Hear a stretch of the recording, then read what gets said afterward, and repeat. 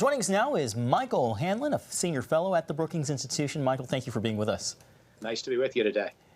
Well, Michael, as you just heard, one of the main points in today's press conference with Secretary Esper was Afghanistan. You recently wrote a piece exploring whether the Afghan deal was a good one.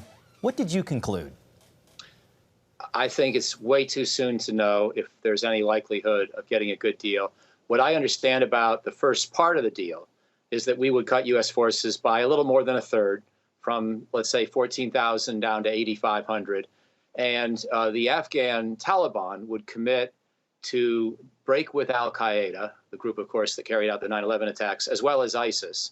And then there's a lot that has to follow. That's the initial set of conditions. But then we expect the Taliban to negotiate with the Afghan government some kind of power sharing or transitional political strategy without either side giving up the struggle, because they both think they have legitimacy.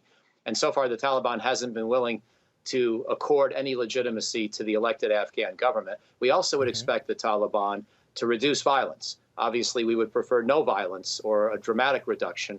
We may have to settle for something more like, I don't know, a 50% reduction, more or less, at which point then we consider whether to make additional cuts from that 8,500 U.S. base, which again will already have been cut by 5,000 from where it is today.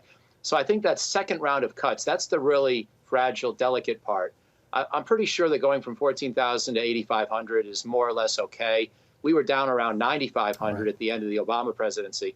But it's going to be that next round of potential cuts that we have to watch very carefully and really see a serious political deal and a serious ceasefire take root before we would contemplate that. I hope President Trump understands that. I'm not exactly sure, however, where he stands. Michael, how much pressure is on Esper to get this deal right, given his new role? Well, President Trump wants out, just like President Obama wanted out. And those are the guys that provide most of the pressure, because frankly, even though most Americans are tired of this war, and I'm sure most of your listeners, there's not a lot of political pressure. You're not seeing million people marches on the mall.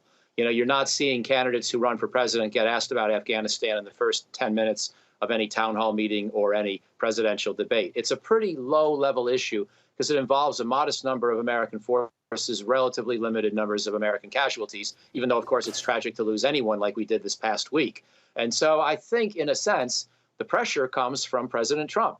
And he can decide whether this is the sort of thing where he's prepared to be patient and even going into a possible second term, still keep U.S. forces in Afghanistan a while, or whether he really wants, as part of his re-election campaign, to be able to say that he ended the war altogether.